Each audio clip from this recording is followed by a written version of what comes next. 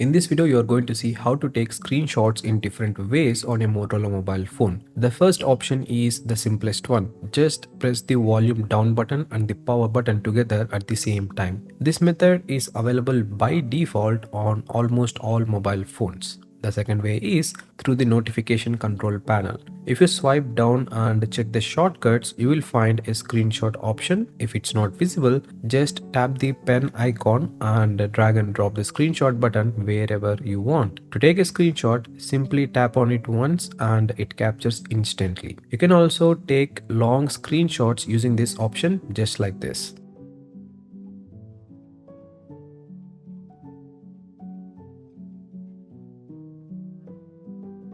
The third way is by going to settings, then selecting the captures option. From there, choose 3-finger screenshot and enable it. Now, just place 3 fingers on the screen at once and it will take the screenshot instantly.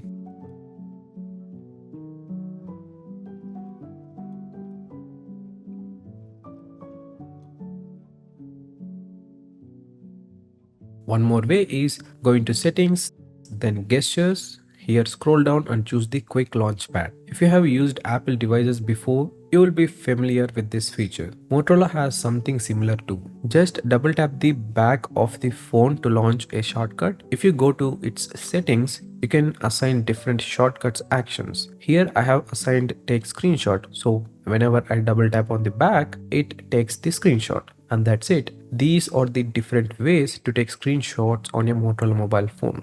Don't forget to like and share this video so we can reach more Motorola users like you. And subscribe for more tips and tricks along with different gadget and mobile reviews coming up on this channel.